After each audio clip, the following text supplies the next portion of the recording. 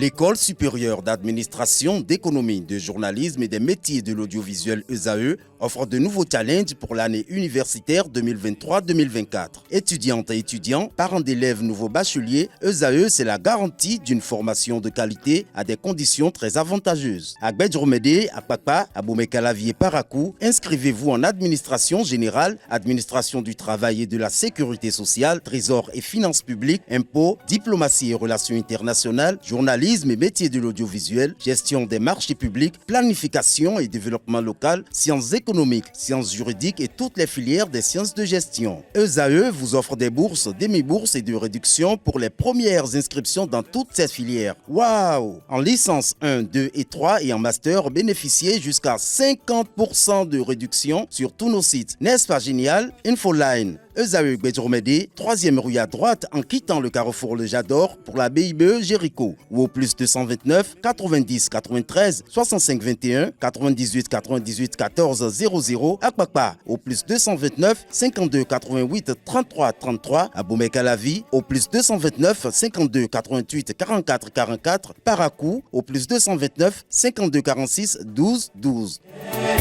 ESAE, l'excellence à un nom. Mesdames et messieurs, chers amis internautes, bon après-midi chez vous. C'est votre émission Le Monde en 52 minutes de ce lundi après une petite escale. Nous nous retrouvons encore ce lundi pour décrypter l'actualité internationale. Pour ça, je reçois pour vous les invités habituels. Morgana Sokma-Metondi, consultant géopolitique. Bonsoir. Bonsoir Tatiana. Ça fait un moment. Un très long moment. Heureuse de vous revoir sur ce plateau. Le plaisir est lourdement partagé. D'accord. Également avec nous, Hamzat Abdoulaye, expert en relations internationales. Hamzat, bonsoir. Bonsoir. Heureuse de vous retrouver. C'est un plaisir. Alors, cet après-midi, nous irons au Sénégal, en Pologne, en Corée du Sud et nous allons terminer par l'Iran. Si le temps nous le permet, sans plus tarder, nous allons démarrer par le Sénégal où la valse des défections se poursuit au sein de la mouvance présidentielle. La coalition au pouvoir perd un nouveau membre à quelques pâtés de la présidentielle. Morgane. Oui, c'est une situation très délicate qui met dans une très mauvaise posture la mouvance présidentielle parce que une défection, on peut dire que bon voilà, c'est peut-être quelqu'un qui n'attendait que la situation pour partir et de 2 et là de 3. Pour les chrétiens, ça fait le trio. Oui, mais généralement on dit jamais sans 3. Enfin, donc. Bon. Sur ce même plateau, on avait déjà prévu ça quand même. On a estimé qu'avec la nouvelle dynamique qui s'installait, qu'on pourrait assister à plusieurs défections. Et c'est dommage que les estimations s'avèrent vraiment concrètes. Pourquoi c'est dommage? Parce que cela met le Sénégal dans une situation politique très compliquée. De l'autre côté, vous avez Sonko qui est totalement écarté déjà aujourd'hui, on peut le dire. Et vous avez une tension qui est là, puisque aujourd'hui on parle de sonkorisation même, pour désigner des personnes qui sont entièrement dévouées à la cause de Sonko et qui ne comptent pas accepter des élections sans leur candidat. Mais de l'autre côté, vous avez une opposition, celle qu'on a permis, disons, d'exister, si je peux m'exprimer ainsi, du moins celle qui est présente là. Vous avez cette opposition qui n'est pas aussi importante en matière d'influence politique qu'elle était il y a un moment. Donc aujourd'hui... Oui, mais là, nous sommes en train de parler du Sénégal, parce que nous savons que le Sénégal nous réserve toujours des surprises. Oui, aujourd'hui, la surprise risque de ne pas être du goût des Sénégalais. Déjà, on peut dire que le taux de participation à cette élection risque d'être vraiment, mais alors vraiment étriqué, puisque les candidats qui pourraient forcément susciter l'intérêt d'une certaine masse populaire semblent ne pas être du paysage. Macky Sall, qu'on le veuille ou non, non, il reste suffisamment populaire, il a de l'influence au sein de la population sénégalaise, mais il n'est plus candidat. De l'autre côté, vous avez Sonko qui déjà a pu capitaliser un certain nombre d'influences politiques, qui n'est pas candidat. Et maintenant, au sein de la mouvance présidentielle qui devrait faire front uni, vous voyez une multitude de défections. Et de l'autre côté, au niveau des opposants, vous n'avez pas des opposants qui ont été suffisamment actifs pendant les dernières années pour continuer à dire qu'ils maintiennent et détiennent toujours un capital d'influence politique énorme. Donc, les élections prochaines au Sénégal, les élections présidentielles, s'annoncent un peu compliquées. Alors, je me retourne vers vous, Hamzat. Alors, en déposant sa démission, on constate que l'ancien ministre de l'Agriculture, de Macky Sall, a fait d'une pierre deux coups, à savoir déposer sa démission et a annoncé sa candidature pour la présidentielle. Oui, c'est le constat qu'on peut tous effectuer à travers cette déclaration. Et ce qu'il faut surtout noter, c'est que c'est quelqu'un qui n'a pas un poids conséquent, hein, comme beaucoup le pensent. Il a peut-être fait une défection, il veut peut-être se présenter en tant que candidat à la présidentielle, mais quant à savoir s'il sera élu à la mais même place... s'il n'a pas un poids conséquent, il a quand même des voix, même dans sa famille, c'est pas négligeable, on parle de la présidentielle. Alors, chaque voix compte quand même. Hein. Deux choses. Pour être éligible, bon, c'est une chose que d'être éligible, mais pour être élu président de la République, il faut d'abord avoir un appareil politique. Je pense qu'il n'a pas d'appareil politique. Deuxième chose qu'il n'a pas, il n'a pas un réseau politique connu. Donc ça va jouer en sa défaveur. On ne pourra pas dire qu'il est un challenger ou un futur dauphin de Macky Sall.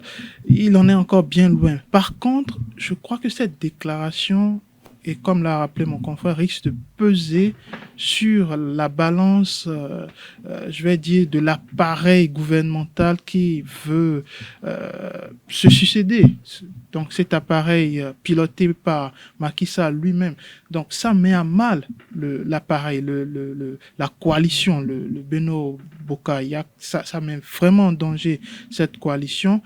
Encore que celui qui est choisi par Macky Sall, Monsieur Ba, ne fait pas l'unanimité. Donc, si il est le dissident de la dissidence, il y a de fortes chances donc que ça puisse se terminer par un crash. L'autre chose aussi qu'il faut souligner, c'est que en face, il n'y a pas une véritable organisation. La classe politique de l'opposition au Sénégal continue de piailler sur qui va représenter la voix commune et continue aussi de se chercher par rapport aux stratégies à mettre en place pour un programme qui puisse fédérer efficacement tous les Sénégalais. Donc, je pense que ces deux éléments réunis font en sorte que, en face, il n'y a pas une grande concurrence aussi qui puisse faire le poids face à l'appareil politique de Macky Sall, qui, il faut le noter, demeure un renard politique qui est très bien allé à l'école d'Abdoulaye Wade et qui est très bien aussi allé à l'école de la politique politicienne au Sénégal. Alors justement, nous savons tous qu'au Sénégal, lorsqu'on parle quand même de la présidentielle, je l'ai dit tout à l'heure, ça réserve toujours des surprises quand on se rappelle un peu des défections que Abdoulaye Wade a subi en 2012 au sein de sa coalition. Alors, en désignant Amadou Ba comme candidat, est-ce que vous ne croyez pas qu'il sera mangé à cette même sauce des surprises? La sauce des surprises aujourd'hui n'est plus une surprise. Vous comprenez, Amadou Ba, qu'on le veuille ou non, il n'est pas bien parti. Il n'est pas bien parti parce que toutes ces défections sont survenues après qu'il ait été choisi concrètement. Ouais. On a eu plus de défections après sa désignation qu'avant, même s'il y avait déjà des contradictions à l'interne du parti et de l'alliance, de la coalition. Ces contradictions pouvaient être encore gérées si on arrivait à trouver un candidat qui faisait ou qui fait l'unanimité, s'il y a eu des interactions, des discussions avant même le choix.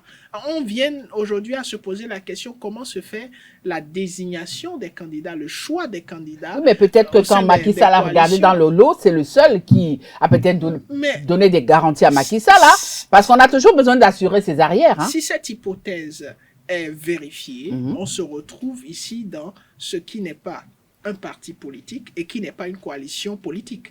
Parce qu'un parti politique se construit autour des débats d'idées et il y a un processus interne normalement qui permet de désigner les potentiels candidats qui à la fin deviennent des candidats. C'est pas parce qu'on n'a pas de primaire à l'américaine qu'il n'y a pas quand même un mécanisme qui doit exister pour accompagner la crédibilité et l'unanimité autour du candidat qui sera désigné. Parce que lorsqu'un candidat est désigné selon du moins l'envie ou la confortabilité du leader de la mouvance, on a un problème.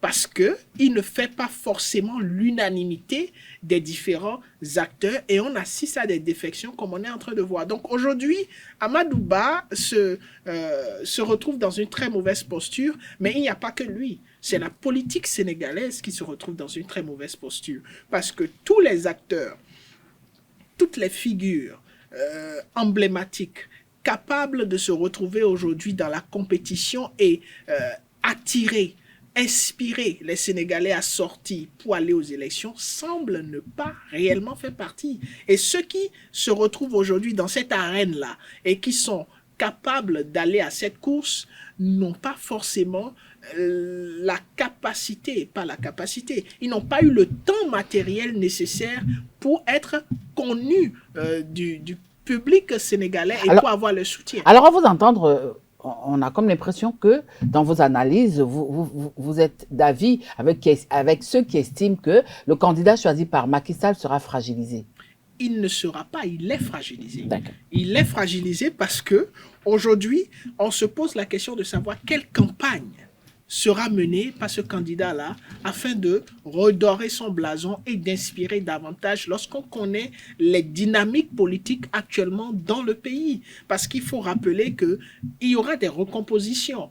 Même si ceux qui sont en train de mener les défections ne sont pas capables à eux seuls d'inspirer suffisamment le soutien du peuple sénégalais, il faut dire qu'ils finiront par se ranger d'un côté comme de l'autre. Donc, tout est à jouer jusqu'à cet instant. Et il y a une question qui mérite réflexion. Ouais. Il s'agit de savoir à quelle élection on aura droit en février 2024. Février 2024.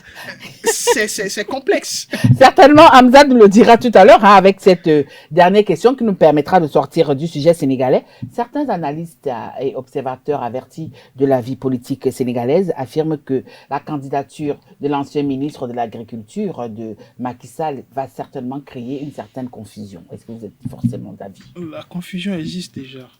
Il n'y aura plus de nouvelles confusions. Déjà, bien avant la désignation d'Amadou Ba, moi je pense que la dissidence avait déjà commencé. Aminata Touré qui a claqué les portes du parti du président, qui a claqué, qui a tourné dos littéralement au président de la République en se muant comme première opposante déclarée au sein même de sa famille politique. Donc ça, c'est une chose très importante qu'il faut noter. Et autour d'Aminata Touré, il y a aussi des voix dissonantes et discordantes qui, d'une certaine façon, dénoncent le climat politique qu'a installé Macky Sall au sein de la famille politique et ensuite dans le pays.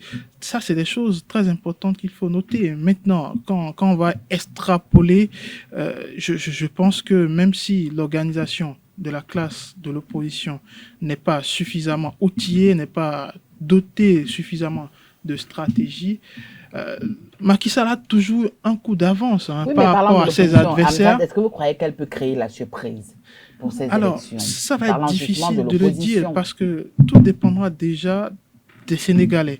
Il y a une chose qui est certaine, c'est que le Sénégal ou les Sénégalais réclament une alternance au sommet de la gestion du pouvoir depuis plusieurs années. C'est vrai, mon confrère l'a rappelé, quand on évoque les élections présidentielles, et ça, je généralise en Afrique, généralement, le pouvoir élu a suffisamment plus de ressources pour mieux faire la campagne déjà, a suffisamment de ressources financières aussi, plus que les autres adversaires, et a aussi l'appareil juridique. Oui, mais malgré tout ça, on a vu Macky Sall se faire. On a vu Abdoulaye Wade en 2012 perdre les élections. C'est pour ça que je remets sur la table, tout dépendra des Sénégalais. Et c'est seulement à cela qu'on peut voir ce qui pourra se décider. Sinon, à l'heure actuelle, l'opposition ne propose pas meilleure chose que ce que propose le camp au pouvoir aujourd'hui. Et ce qui défavorise, bien entendu, ce camp au pouvoir, ce qui défavorise cette coalition au pouvoir, c'est le bilan de Macky Sall. Il y a un homme politique français qui dit « votre bilan est votre boulet ». Et ce boulet, il le traîne derrière lui, malgré qu'il soit un renard politique, malgré qu'il ait fait des efforts en matière de réforme, malgré qu'il ait maintenu le taux de croissance de son pays à une note positive, malgré tout cela, eh bien, le malaise social est réel au Sénégal. Malgré tout cela, il y a eu des morts dans les rues lors des manifestations ces dernières années au Sénégal. Et ça, c'est son bilan. Et ce bilan, il va le traîner toute sa vie, jusqu'à la prochaine élection, si possible. Alors, deuxième sujet de cet après-midi, nous allons tout droit du côté du vieux continent. Là, nous sommes en Pologne, où Varsovie durcit plus son discours anti-migratoire suite à la crise migratoire de Lampedusa. Alors, comme je l'ai dit, l'île de Lampedusa a encore fait parler d'elle. 8500 réfugiés. C'est assez considérable et le ton de Varsovie est aussi compréhensible. Vous savez, les migrants, c'est pas que des êtres humains pour les États. Quand les États voient des migrants arriver, ils pensent économie, ils pensent sécurité, ils pensent gestion à long terme de ces migrants-là. Mais les gars viennent se chercher, ils viendront pas croiser les bras. Surtout qu'on parle de respect des droits de l'homme et tout ce qui va avec.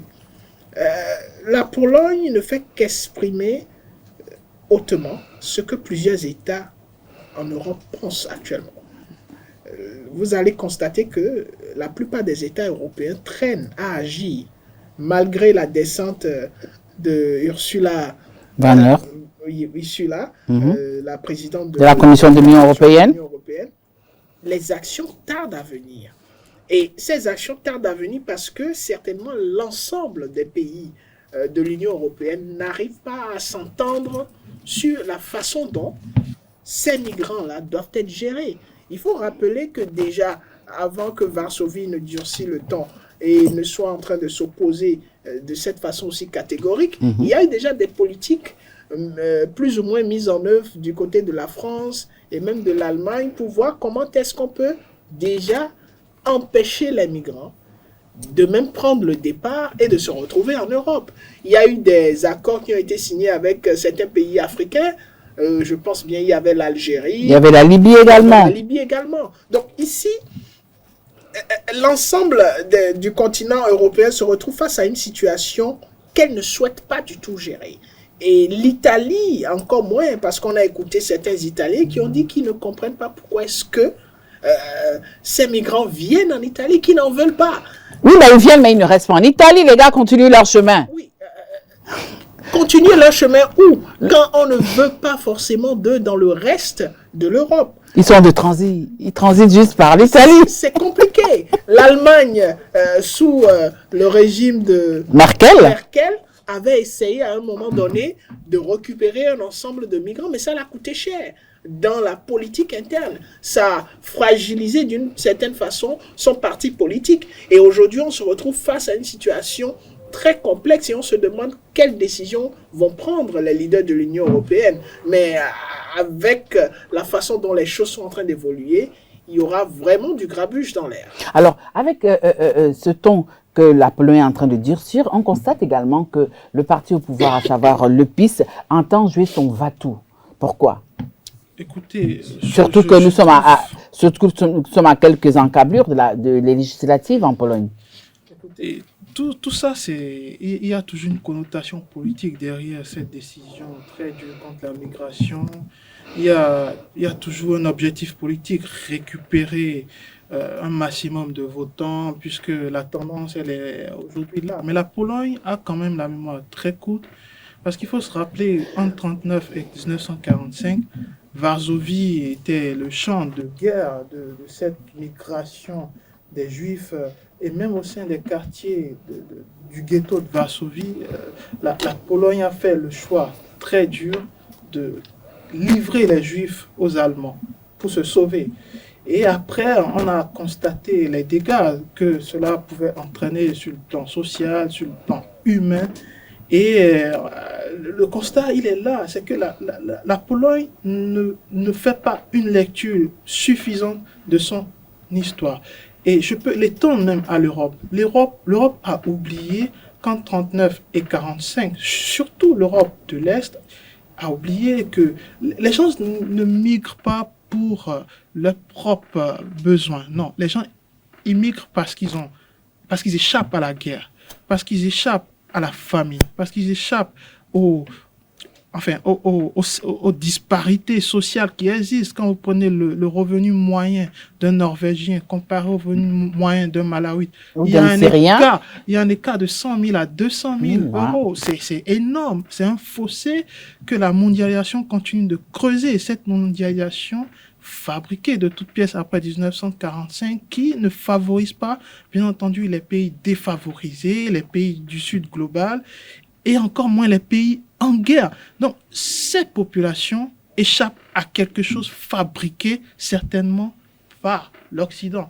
Et quand je dis l'Occident, j'indexe la mondialisation. Quand il y a une disparité qui continue d'être alimentée... Vous êtes sûr que quand vous parlez de l'Occident, vous indexez la mondialisation? Oui, parce que la mondialisation, c'est une personne, vous l'indexez... Non, je n'indexe pas quelqu'un en particulier, mais c'est une fabrique des États qui sont appelés puissants à la fin de la Deuxième Guerre mondiale. Finalement, vous avez indexé là. Oui, parce que ce sont ces États qui ont rédigé les nouvelles règles de ce monde.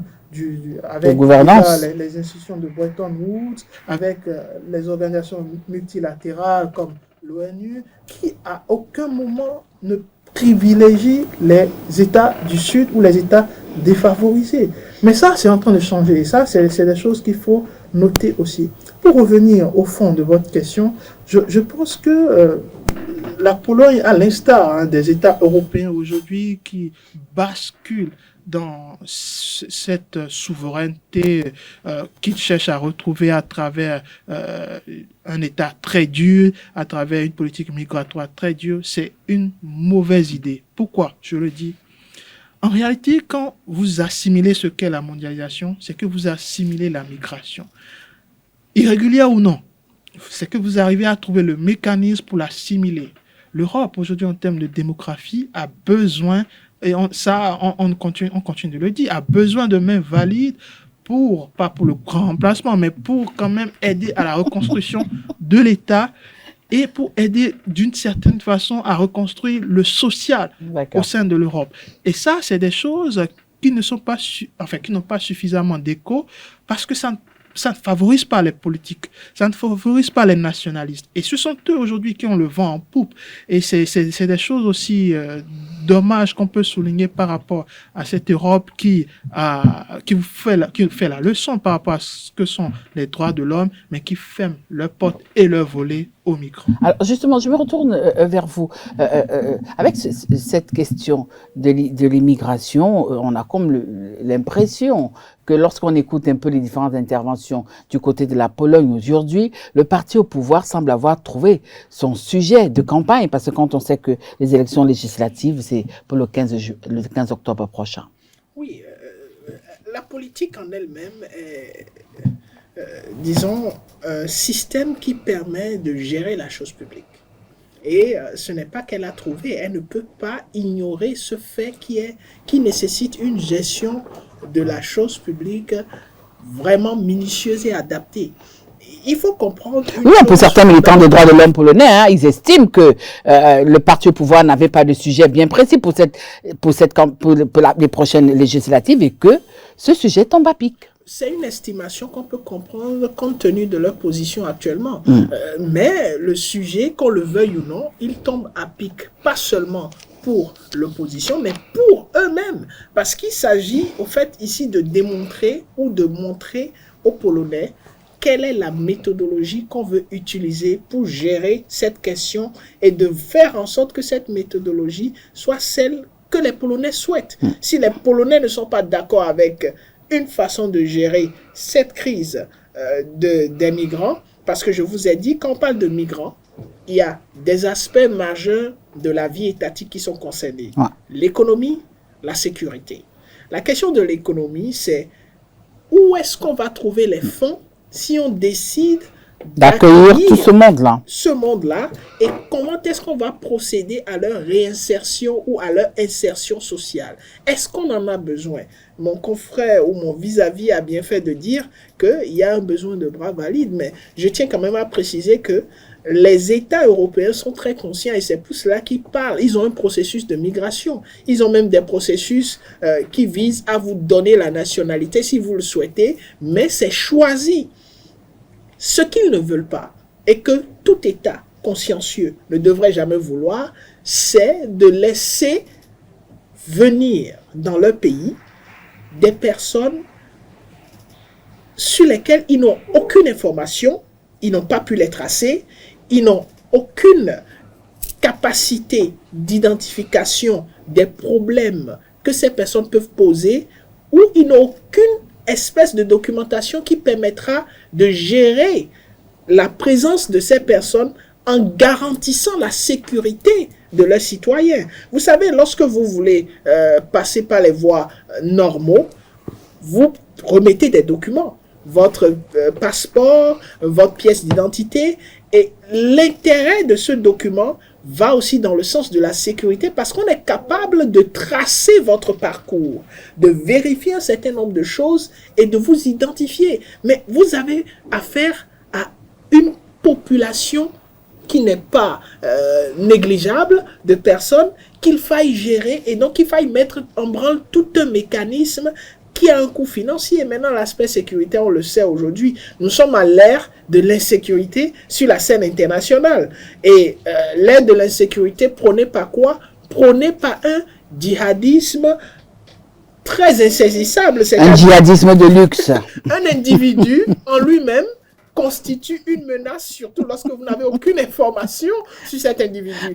Et là, on se retrouve face à une situation sécuritaire énorme quand on se met à la place des leaders. Mais aujourd'hui, quand vous ramenez le sujet tel qu'il est, il y a une question fondamentale qu'il faut se poser.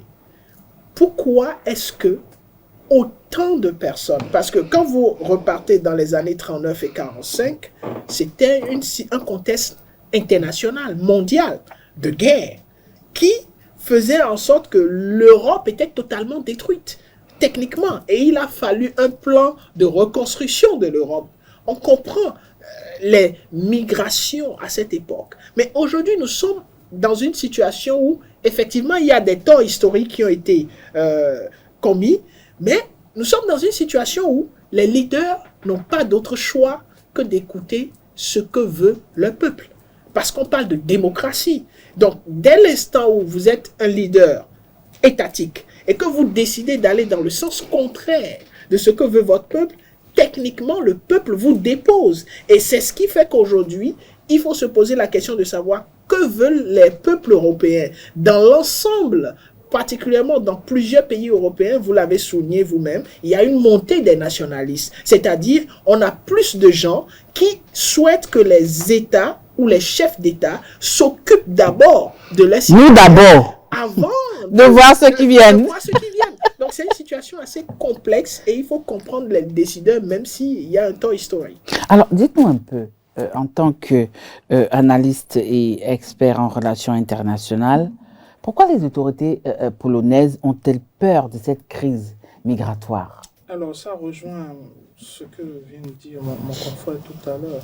J'ai apprécié son développement, mais de facto, moi je ne donne pas raison à la tendance nationaliste aujourd'hui en Europe. Rien ne l'explique, absolument rien du tout. C'est une faute des politiques depuis 1945 jusqu'au troisième millénaire, c'est absolument la faute des politiques. Ce n'est pas à cause des événements ailleurs dans le monde, etc. C'est exclusivement la faute des politiques européennes. Et comment cela s'explique? Quand vous avez des interventions un peu partout dans le monde, c'est un pan de la chose, hein, qui cause de multiples autres problèmes sociaux, enfin des problèmes sociaux, des problèmes économiques, des problèmes politiques même. À quoi pouvez-vous attendre? À quoi pouvez-vous attendre en réalité? Et j'aimerais faire un parallélisme à travers deux époques. 1939 et un peu moins avant 1939, la même situation s'est posée, la même situation. Déjà, sur le continent africain, c'était une pagaille au niveau de la gestion des États colonisés. Ensuite, quand l'Allemagne nazie a voulu bomber le torse, et puis ça a créé une situation quasi similaire. C'est-à-dire, les États ont voulu se renfermer, le nationalisme est monté, en Italie, même en France, le nationalisme était monté, on ne voulait plus des étrangers, etc. Mais quand la guerre est venue... 14-18 d'abord. Quand la guerre de 39-45 est venue aux portes de l'Europe, eh bien, on a assimilé qu'on avait besoin des autres, on a assimilé que sans les autres, on ne pouvait pas se défendre. Et après, pour la reconstruction, on a compris qu'il fallait compter sur les autres pour se reconstruire.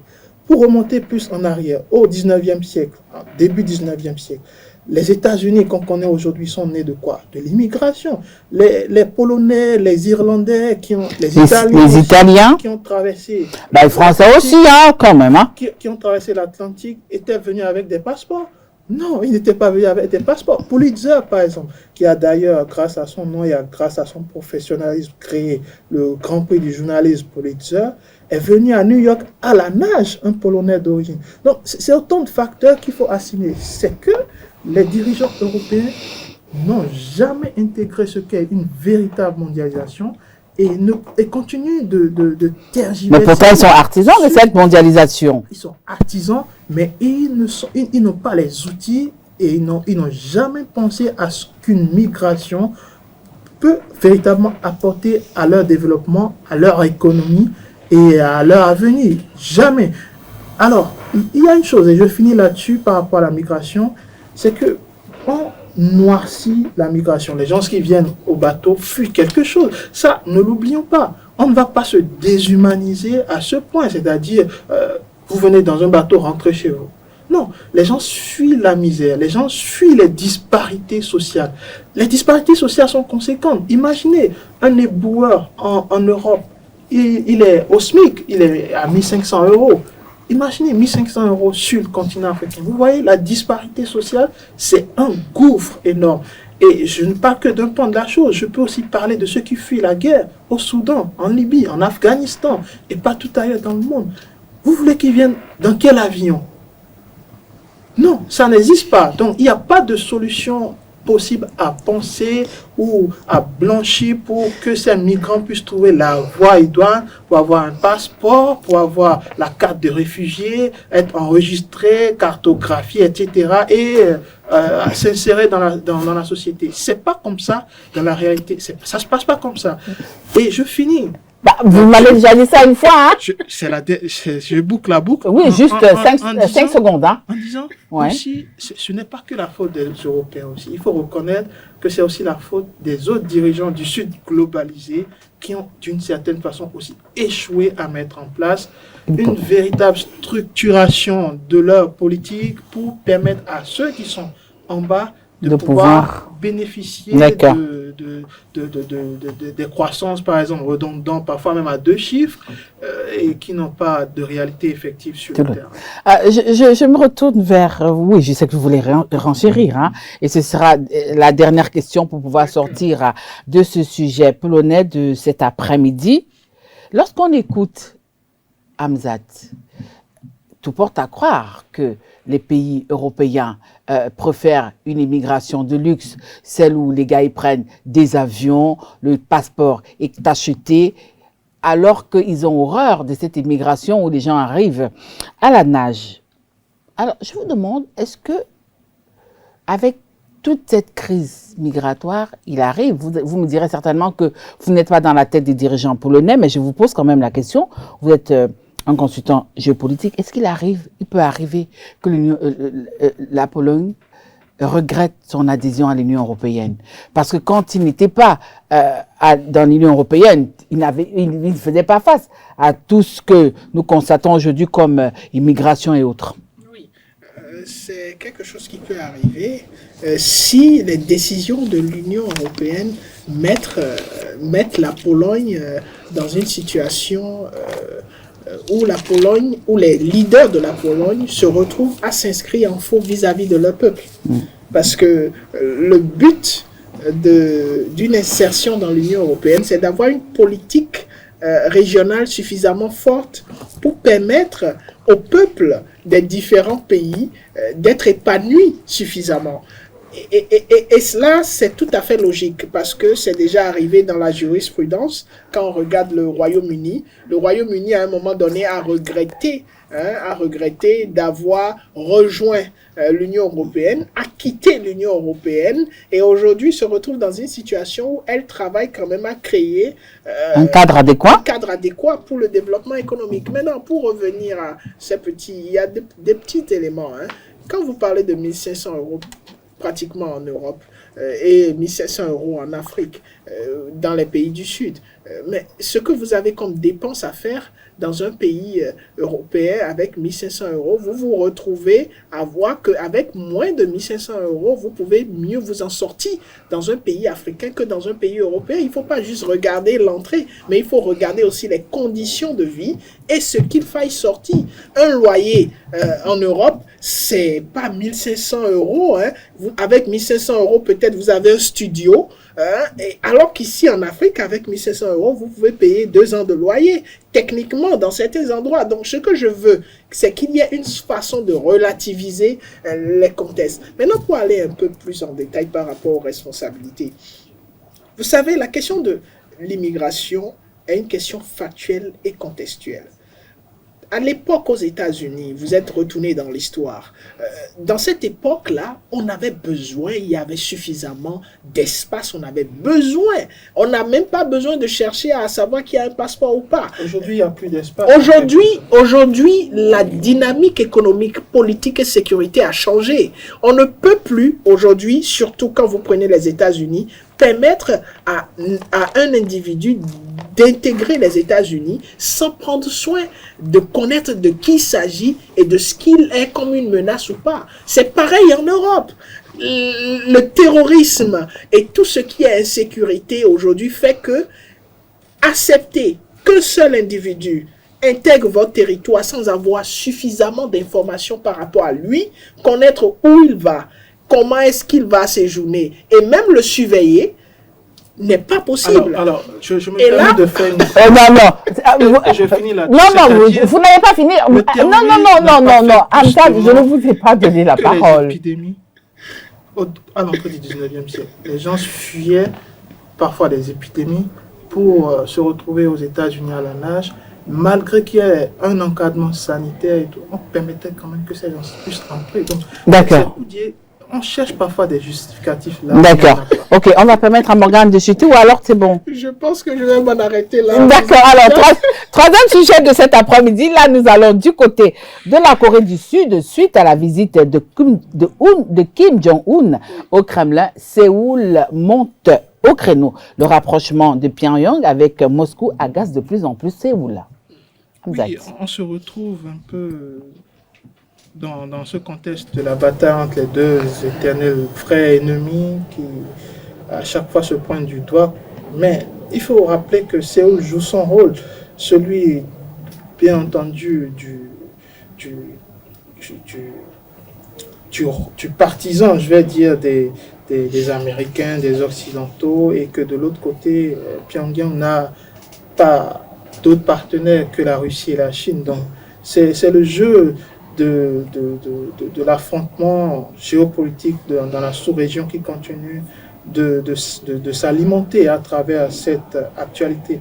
Mais il faut aussi noter une chose, c'est que Séoul est plus ou moins en décalage par rapport à Pyongyang, surtout en matière d'armement, et il voit ça d'un très mauvais œil, ce rapprochement de Kim Jong-un avec Vladimir Poutine, encore dans un contexte où les eaux méridionales chinoises, les eaux du Pacifique sont sujettes à des controverses.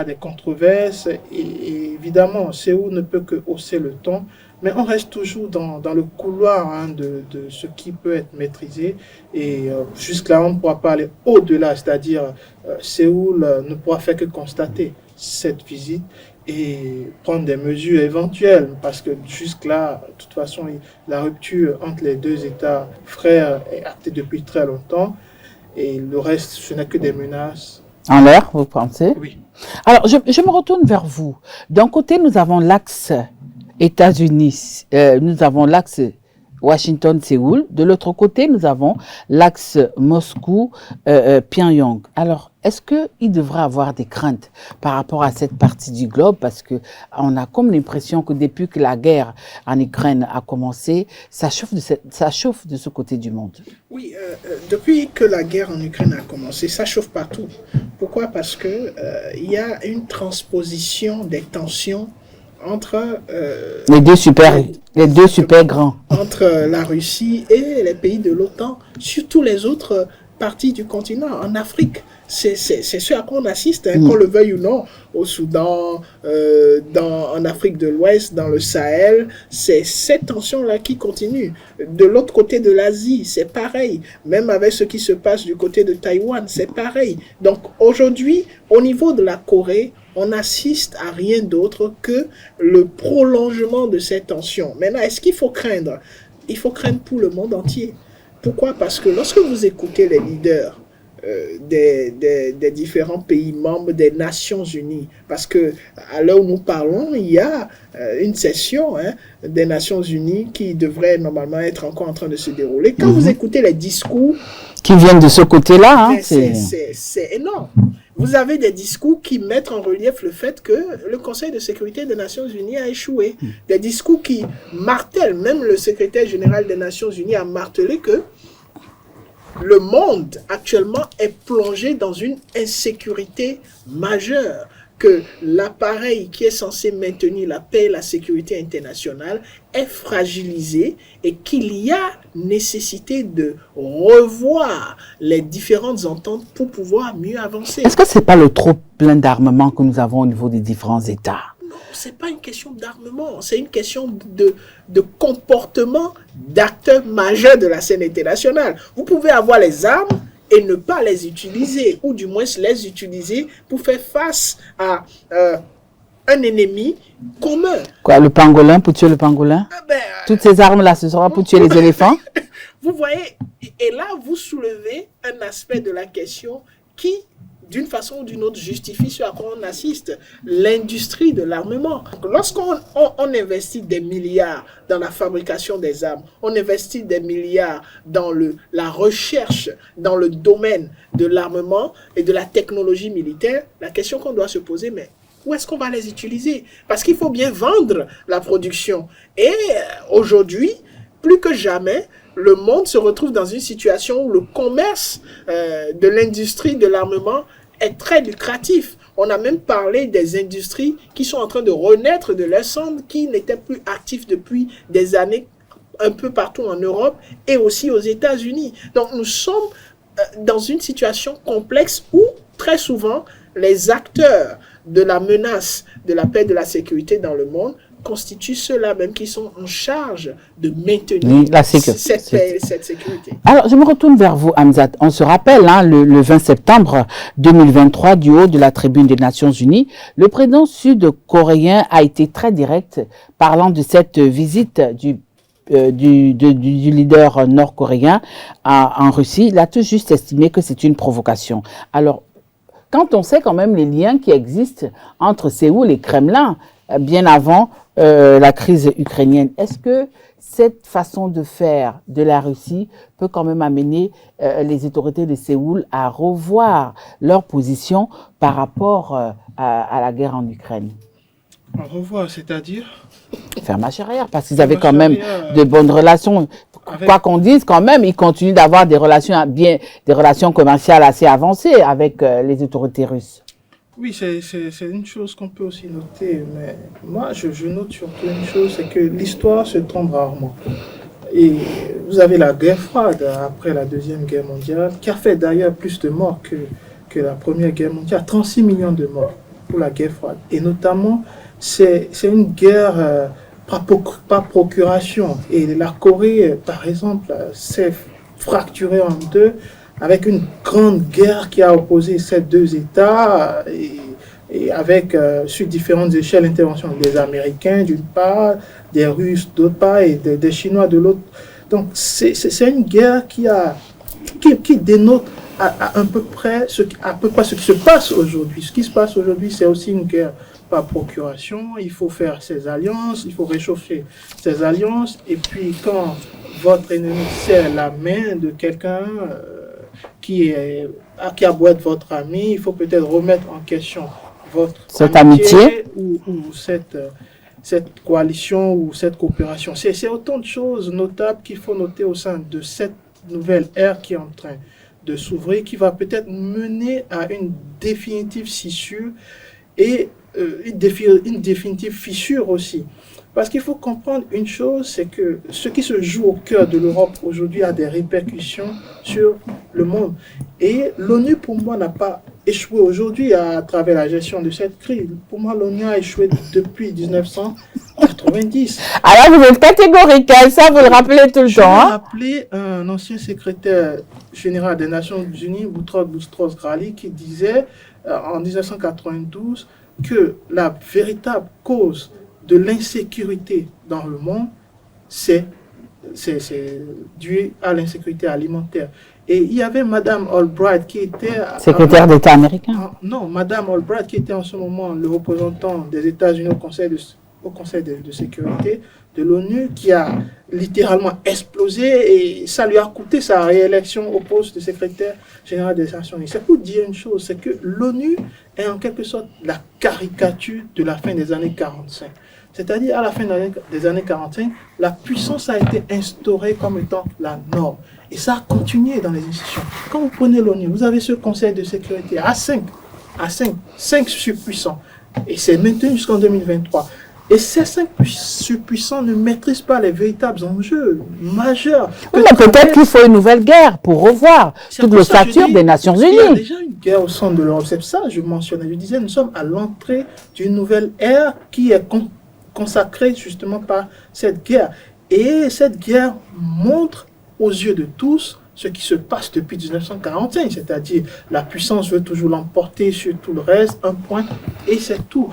Mais là, nous sommes en train, et eu égard bien entendu au discours qu'on entend au sein de cette assemblée aux Nations Unies, nous sommes en train de comprendre une chose, c'est que le Sud globalisé, et dans ce Sud globalisé, j'intègre bien entendu certains États de l'Asie, notamment la Corée du Sud, qui dénoncent aujourd'hui cette mondialisation construite par l'Occident et alimentée par les Américains surtout. Donc, c'est autant de choses aujourd'hui qui sont en train de tomber. Et j'espère qu'on saura saisir le bon moment de l'histoire pour faire partie de ceux qui veulent bâtir un nouvel avenir, non seulement sur le continent, mais dans tout le Sud globalisé. Et je finis là-dessus en disant, la Corée du Sud n'a absolument rien à gagner à entrer dans un nouvel conflit avec son voisin du Nord. Absolument rien. Le contraire l'a prouvé, c'est-à-dire durant cette guerre froide, la Corée du Sud a perdu énormément de personnes, a perdu énormément de ressources et a dû se reconstruire sur les prêts des Américains, sur les prêts des Occidentaux. Et aujourd'hui, on parle d'une Corée peut-être développée, mais à quel prix? D'accord. La Corée du Sud n'a absolument rien à gagner à entrer dans un nouvel conflit, et à la fois avec ses partenaires historiques comme la Russie, et à la fois avec son frère nord-coréen. Alors, pour sortir définitivement de ce sujet sud-coréen, est-ce que vous croyez que le discours du président sud-coréen à la tribune des Nations Unies était une simple stratégie ou alors juste une sonnette d'alarme à l'endroit de la communauté internationale que bon, c'est bien beau qu'il y ait rapprochement, mais... Oui, c'est les deux. Stratégie, sonnette d'alarme.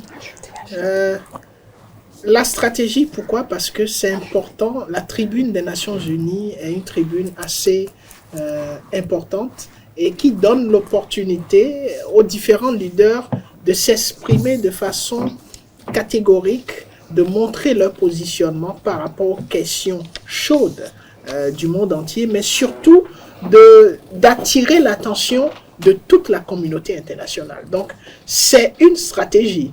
Est-ce que c'est une sonnette d'alarme? Oui. Écoutez, nous sommes dans un monde, comme mon confrère bien le dit, globalisé, avec une mondialisation, et nous sommes en train de travailler à une question de maintien de la paix et de la sécurité. Mais écoutez, les velléités ne manquent pas.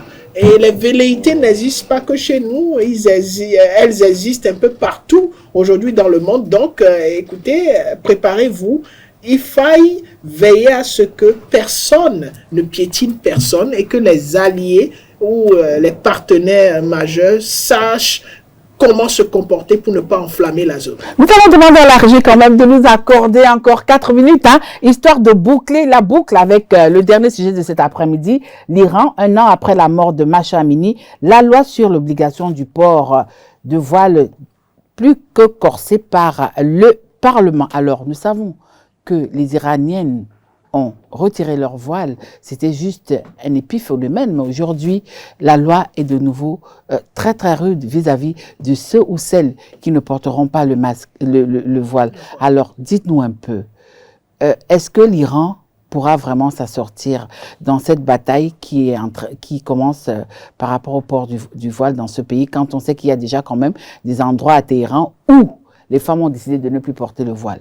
Alors, soit le gouvernement de Téhéran est en train de prendre une pareille décision parce qu'il est très bien outillé pour gérer les émotions et les velléités des populations, ou il a décidé de signer son propre arrêt de mort.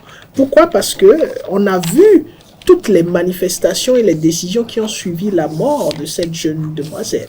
Et aujourd'hui, prendre une décision pareille est une décision qui n'a pas tenu compte de ce qu'on appelle dans le système de la boîte noire, de ne pas tenir compte des inputs, qui ont été émis par les populations. Vous prenez une décision moindre qui occasionne un incident et la population manifeste, proteste et décide même de violer la première loi qui a conduit à cette situation, et vous décidez de prendre une loi beaucoup plus corsée. Donc vous amplifiez d'une façon ou d'une autre les différents inputs que vous aurez. Et là, je ne sais pas si le gouvernement iranien est suffisamment outillé pour faire face à cette situation. Alors, dernière question, elle s'adresse à vous, Hamzat. Nous savons que cette dernière, Mahsa Amini, elle était kurde d'origine, les Kurdes d'Iran. Quand on sait quand même que c'est une zone où les femmes ont la gâchette facile, ce sont de véritables combattantes, est-ce que vous croyez que cette loi sera véritablement appliquée? C'est comme si vous me demandez si la loi en France sur le port de la baya en milieu scolaire ne sera pas appliquée. Je pense que force reste toujours à la loi. En France, vous avez l'interdiction de porter à l'école désormais les robes longues, par exemple.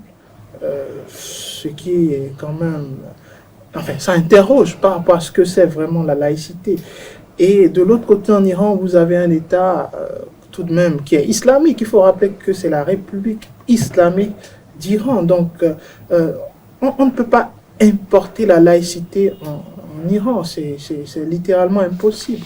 Donc, pour moi, oui, il y a eu des manifestations qui montrent à un moment donné que oui, le principe du non-port de voile peut-être, enfin, veut se faire étendre sur une certaine classe, je veux dire, de la gente féminine en Iran, mais ça n'a pas pour autant, ça n'a pas obtenu, je veux dire, l'adhésion de tout le monde. Ceux qui manifestent dans les rues à Téhéran ne représentent pas 70% de musulmans de ce pays. Donc, pour moi, c'est autant de choses qu'il faut séparer par rapport à la réalité de ce qui se passe en Iran. Force doit toujours rester à la loi, et si demain les parlementaires iraniens votent cette loi, elle s'appliquera absolument à tous, à toutes et à tous ceux qui, bien entendu, désirent travailler, résider dans ce pays à un moment ou à un autre. Parce que pour moi, il est important de se baser sur l'histoire avant d'opiner sur les avancées de la loi.